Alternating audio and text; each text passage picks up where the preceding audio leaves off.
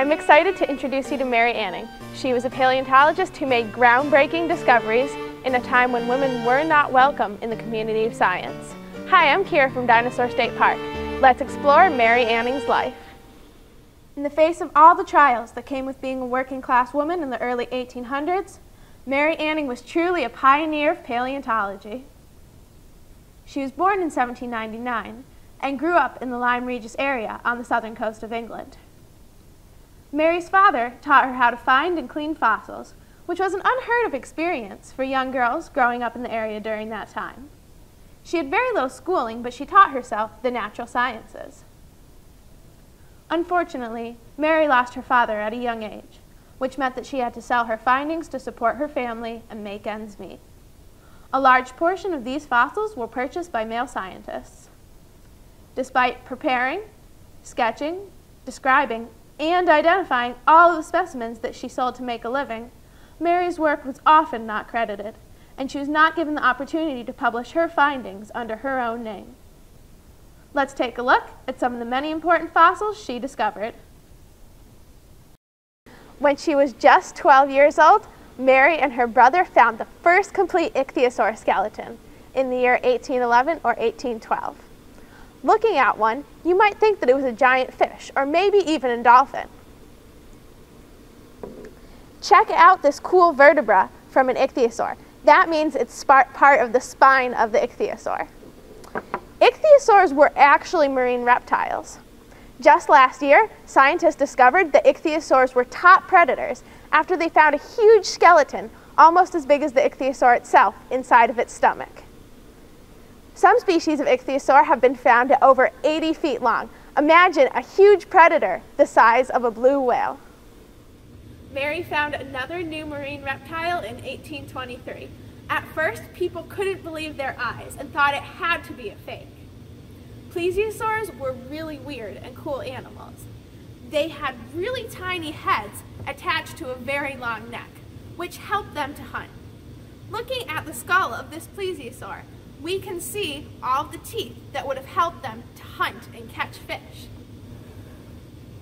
Just like ichthyosaurs, plesiosaurs actually gave live birth to their young, instead of laying eggs, like we think of most reptiles doing today.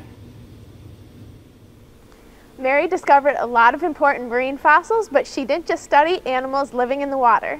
In 1828, Mary found the first flying reptile, or pterosaur, to be discovered outside of Germany. The Lyme Regis fossils are about 180 million years old, pretty close in time to our Dinosaur State Park trackway. It's very possible that these dimorphodons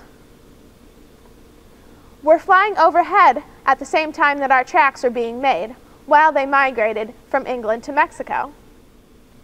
There were several smaller fossils common in the Lyme Regis cliffs that Mary helped the world to better understand.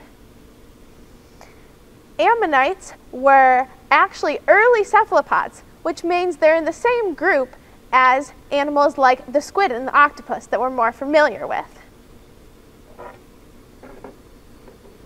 This specimen is from Mary's Lyme Regis hometown.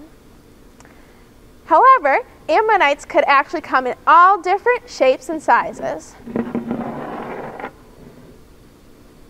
Ammonites could actually reach up to 8 feet in diameter.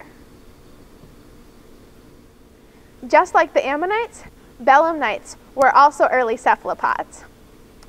Like their octopus and squid cousins, they also produced ink. The really cool thing about these fossils is that we can sometimes still see the ink sacs preserved.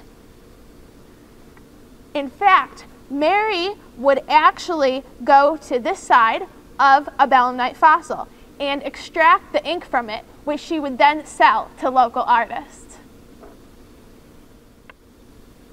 There was lots of these tiny weird rocks in the Lyme Regis area that were referred to as bezoar stones at the time. Mary had a hunch as to what they were.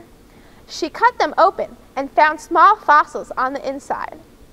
Because they were often found in the bodies of ichthyosaurs and other bigger creatures, Mary figured out that what she was looking at was actually fossilized poop. Today, we call fossilized poop coprolites. So we don't have any coprolites from Mary's collection or that were found in the England area, but we do have this one that can be found right here in Connecticut. So of course, it's not the same shape as the ones that Mary would have seen, but it's still fossilized poop and it's still really cool. Sadly, it wasn't until after her death that the paleontologic community really officially began to recognize Mary's contributions to the field. Today, a stained glass window celebrating her life is on display in a church in Lyme Regis, and work is being done to put up a statue in her hometown. In 2015, a new species of ichthyosaur was discovered, named Ichthyosaurus anningae, in Mary's honor. The Lyme Regis Museum gives tours and provides educational outreach on Mary Anning. Mary's finds and scientific sketches are on display in both the London Natural History Museum and the Lyme Regis Museum. Mary's work also inspired the classic tongue twister, She Sells Seashells by the Seashore.